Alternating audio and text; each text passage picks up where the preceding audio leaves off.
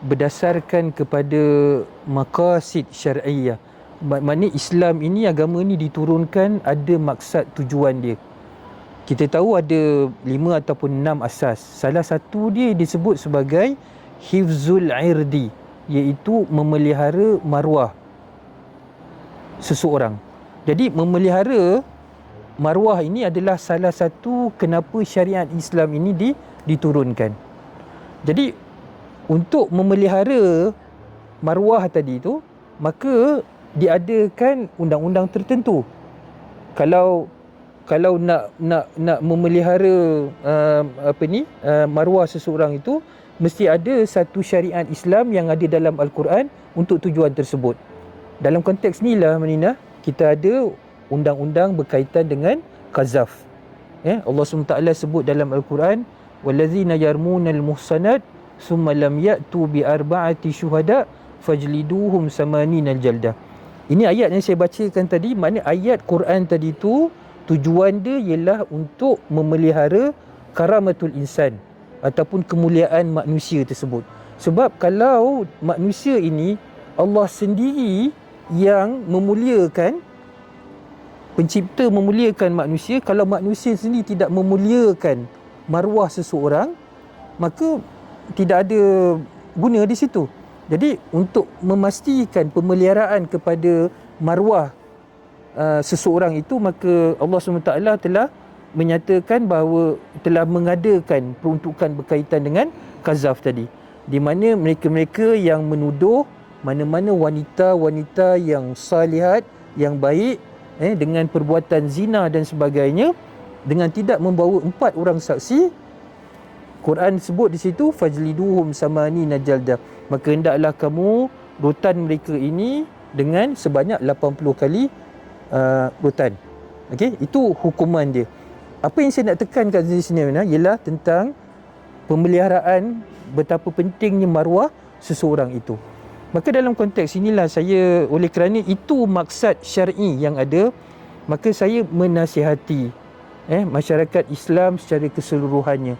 Bukan saja spesifik kepada apa yang Manina sebut tadi, maknanya kita nak pastikan bahawa masyarakat Islam dan bukan Islam menghormati maruah seseorang.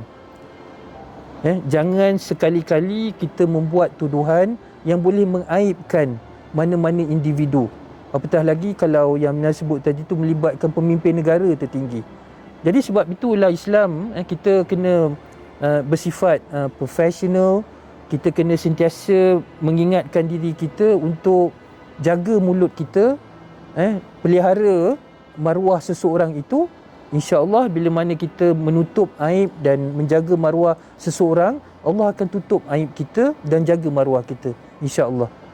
Seperti mana hukuman-hukuman yang lain, kesalahan-kesalahan yang lain, sama ada defamation di bawah undang-undang civil ataupun undang-undang peruntukan berkaitan dengan qazaf di mahkamah syariah, okey, dia seperti biasa, mana-mana sesuatu kesalahan itu dia bermula dengan aduan.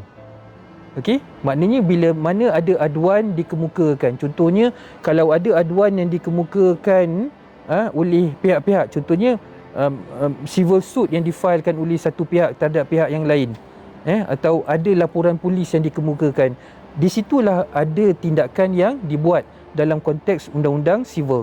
Begitu juga dengan syariah. Kalau ada aduan yang dikemukakan kepada pegawai penguatkuasa agama, maka siasatan itu akan dijalankan. Ini saya sebut dalam konteks perundangan dan juga kehakiman.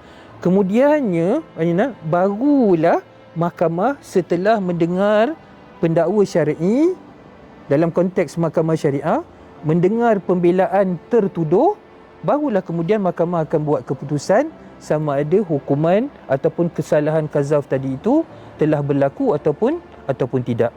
Yang itu yang saya boleh sebut dalam konteks perundangan dan juga kehakiman. Jadi ia akan menentukan sama ada seseorang itu bersalah ataupun tidak dengan kesalahan qazaf tadi itu.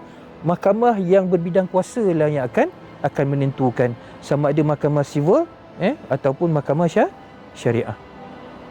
dalam parlimen is a privilege punya tu mungkin mungkin terhenti di situ. Tapi ala kuliah tak kisahlah ahli parlimen ke siapa, nasihat kita kalau bolehlah kita sama-sama untuk jaga maruah. Sebab menjaga, memelihara maruah ini sebagai seorang Islam, maksad syar'i, tujuan syariah itu diturunkan oleh Allah SWT tidak lain dan tidak bukan ialah untuk memelihara maruah, credibility, nama baik seseorang, reputation.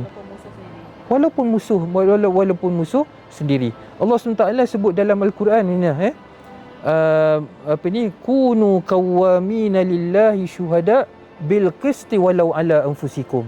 Wahai orang-orang yang beriman, hendaklah kamu menegakkan keadilan. Maknanya dalam konteks ini keadilan yang termasuklah kita tidak sembrono menuduh orang lain. Itu keadilan yang sebenarnya kita nak tegakkan. Hatta Allah SWT sebut dalam konteks walaupun kebenaran itu tidak memihak kepada kita, walaupun perkara tersebut melibatkan musuh kita. Sebab apa? At the end of the day, Islam sangat mementingkan pemeliharaan maruah seseorang itu.